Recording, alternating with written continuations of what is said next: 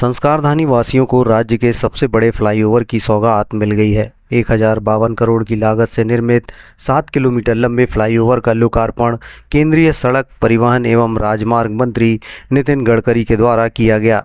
लोकार्पण कार्यक्रम के दौरान केंद्रीय मंत्री ने कहा कि संस्कारधानी को इस फ्लाईओवर की दरकार थी और जब वर्तमान लोक निर्माण मंत्री राकेश सिंह तत्कालीन सांसद हुआ करते थे तब उन्होंने इस फ्लाईओवर की मांग मेरे समक्ष रखी थी और उस वक्त की तत्कालीन कमलनाथ सरकार से मैंने बातचीत कर ब्रिज का प्रपोजल सीआरएफ में भेजने को कहा था। इसका प्रस्ताव मिलने के बाद कार्य प्रारंभ करने में तनिक भी देरी नहीं लगाई गई और आज ये प्रदेश का सबसे लंबा फ्लाईओवर है। मुझे बहुत खुशी है कि राकेश सिंह जी जब संसद सदस्य थे तब उन्होंने मेरे पास जबलपुर के फ्लाईओवर की मांग की थी। सीआरएफ का फंड बहुत कम होता है, ना उसको हम बढ़ा सकते ना उसको कम कर सकते हैं। राज्य में जो पेट्रोल डीजल पर जो 1 रुपए का सेस मिलता है उससे ये फंड आता है और इसलिए 15-20-25 करोड़ रुपए 50 करोड़ तक के काम हम मंजूर करते हैं और बड़े मुश्किल से अगर हुआ तो 150-200 करोड़ के फ्लाईओवर भी उसमें आते हैं। पर मुझे पता नहीं, पर शायद मैं सही होऊंगा कि देश के इतिहास में पहली बार करीब 1200 करोड़ रुपए का फ्लाईओवर सीआरएफ फंड में मंजूर हुआ। मैं जबलपुर में आया था और तब ये राष्ट्रीय महामार्ग है ऐसा मुझे बताया गया और मैंने घोषणा कर दी। जब वापस गया तो पता चला ये राष्ट्रीय महामार्ग नहीं है। पर मैंने जीवन में एक बात रखी है कि अगर कोई घोषणा करनी है, कोई बोलना है, कोई अगर तो उसको पूरा करना है। और इसलिए जब मैंने कहा कि घोषणा तो कर दी, अब कैसे करना, तब राकेश सिंह जी ने मुझे कहा कि ये सीआरएफ में करो।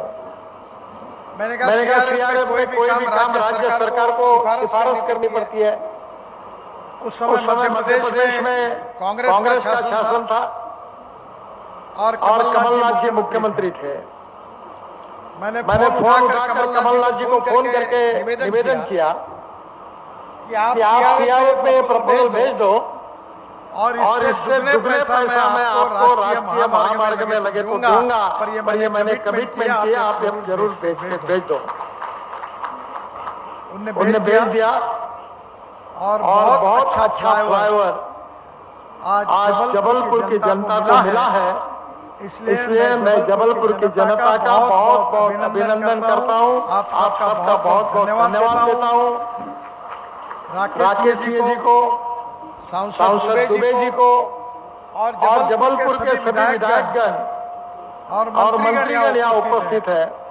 उनके सबके जो मिले जुले प्रयासों का जो आग्रह था उसके कारण ये सपना पूरा हुआ है। इसलिए उनको भी बहुत बधाई देता हूँ।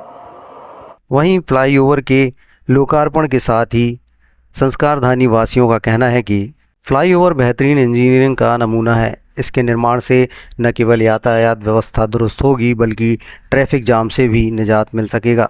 वाहन चालकों को दमोह नाका तक की दूरी तय करने में कम समय लगेगा।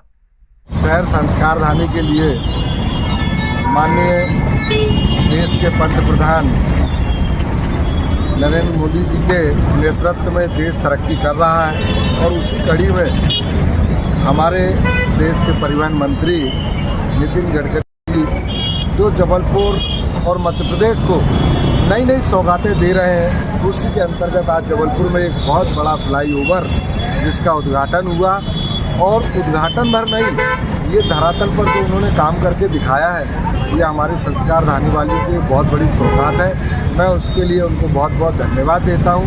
हमारे यहाँ के पीडब्ल्यूडी मंत्री आदरणीय राकेश सिंह जी, हमारे यहाँ के सांसद महोदय और सभी के जो प्रयास थे, उन प्रयासों का ही अंजाम है जो हमारे शहर संस्कारधानी वासियों को इसका लाभ मिला।